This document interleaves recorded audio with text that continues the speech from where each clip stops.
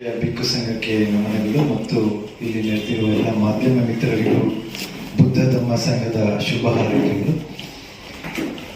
ಸ್ನೇಹಿತರೆ, ಕಲ್ಯಾಣ ಮಿತ್ರರೇ, ಬುದ್ಧಗಯ ಆಂದೋಲನ BT ಆಕ್ಟ್ 1949 ಏನು ಆಕ್ಟ್ ಇತ್ತು ಅದು ರದ್ದಾಗಬೇಕು ಮತ್ತೆ ಬುದ್ಧಗಯವನ್ನ ಬೌದ್ಧರಿಗೆ ವಹಿಸ್ಕೊಡ್ಬೇಕು ಅನ್ನುವಂಥ ವಿಷಯದಲ್ಲಿ ಈಗಾಗಲೇ ಇದು 3ನೇ ಪ್ರೆಸ್ ಮೀಟ್ ಮಾಡ್ತಾ ಇದ್ದೀವಿ. ಈ ಸಂದರ್ಭದಲ್ಲಿ ಇದೇ ತಿಂಗಳು 12, 13, 14ನೇ ತಾರೀಕು 3 ದಿನಗಳ ಕಾಲ ದೆಹಲಿಯಲ್ಲಿ ಇರುವ ರಾಮಲೀಲಾ ಮೈದಾನದಲ್ಲಿ ಬಹುದೊಡ್ಡ ಆಂದೋಲನ ಕಾರ್ಯಕ್ರಮಕ್ಕೆ ಆಯೋಜನೆ ಮಾಡ್ತಾ ಇದ್ದೀವಿ. ಆದರೆ ಸುಮಾರು 2 ಲಕ್ಷ ಜನದವರೆಗೂ ಸೇರುವ ಸಾಧ್ಯತೆ ಇದೆ. ಇದರಲ್ಲಿ ಎಲ್ಲರೂ ಕೂಡ ಕೈ ಜೋಡಿಸಿ ಸಹಕಾರ ಕೊಡ್ತೀವಿ ಅಂತೇಳಿ ನಮಗೆ ಭರವಸೆಯನ್ನು ತುಂಬಿದ್ದಾರೆ. ಇಲ್ಲಿ ನಿಮ್ಗೆಲ್ಲರಿಗೂ ಇತಿಹಾಸ ಗೊತ್ತಿದೆ ಇದರ ಬಗ್ಗೆ.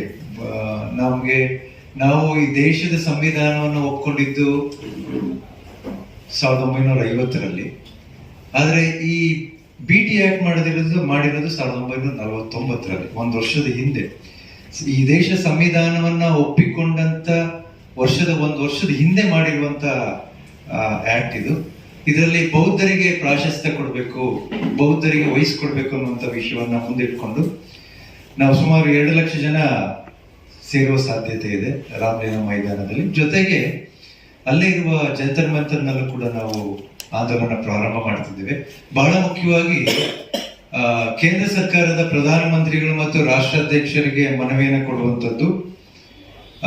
ತದನಂತರ ಯಾವುದೇ ರೀತಿಯ ಸರಿಯಾದ ರೀತಿಯಲ್ಲಿ ಸ್ಪಂದನೆ ಬರಲಿಲ್ಲ ಅಂತಂದ್ರೆ ನಾವೊಂದಷ್ಟು ಜನ ಬಂತಜಿಗಳು ಮತ್ತು ಉಪಾಸಕರುಗಳು ನಾವು ಅಮರನಾಥ ಉಪವಾಸ ಸತ್ಯಾಗ್ರಹ ಮಾಡಬೇಕು ಅಂತ ಹೇಳಿ ನಿರ್ಧಾರ ಮಾಡಿದ್ದೀವಿ. ಅದು ಬಹುಶಃ ಸಂಸತ್ ಭವನದ ಮುಂದೆಲ್ಲೇ ಮಾಡಬೇಕು ಅಂತ ಹೇಳಿ ಅಲ್ಲಿ ತಯಾರಿ ಆಗ್ತಾ ಇದೆ.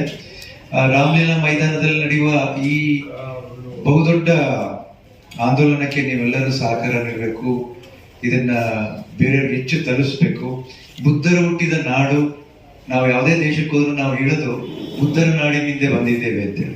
We came from land of Buddhas ಅಂತೇಳಿ. ಹಾಗಾಗಿ ಬುದ್ಧರು ಜ್ಞಾನೋದಯ ಪಡೆದಂತ ಬುದ್ಧಗಯವನ್ನ, ಅಲ್ಲಿರುವಂತ ಬುದ್ಧ ವಿಹಾರವನ್ನ ಬೌದ್ಧರಿಗೆ ವಹಿಸಿ, ನಮ್ಮ ಹಿರಿಯರ ಬಿಕ್ಕುಗಳಿಗೆ ಹಿರಿಯರಿಗೆ ವಹಿಸಿ ಅಂತೇಳಿ ಒಂದು ಆಂದೋಲನವನ್ನ ಮಾಡಬೇಕು ಅಂತೇಳಿ ತಯಾರಿ ಮಾಡ್ಕೊಳ್ತಾ ಇದ್ವಿ. ನಿಮ್ಮಲ್ಲಿ ಮನವಿ ಏನಂತಂದ್ರೆ ಈ ವಿಷಯವನ್ನ ಹೆಚ್ಚು ಜನಗಳಿಗೆ ತಲುಪಿಸಿ, ಮಾಧ್ಯಮದ ಮೂಲಕ ಈ ವಿಷಯನ ಹೆಚ್ಚು ಜನರಿಗೆ ತಲುಪಿಸಿ ನಮಗೆ ನಿಮ್ಮ ಕಡೆಯಿಂದ ನಮ್ಮ ಈ ಒಂದು ಆಂದೋಲನಕ್ಕೆ ಕೈಗೂಡಿಸ್ಬೇಕು ಮತ್ತೆ ಸಹಕಾರ ನೀಡಬೇಕು ಅನ್ನೋ ಜೊತೆಗೆ ಇದು ಒಂದು ಈಗ ನಿನ್ನೆ ಮೊನ್ನೆ ಪ್ರಾರಂಭ ಆದಂಥದ್ದಲ್ಲ, 1891ರಿಂದನೂ ನಡೀತಾ ಇದೆ.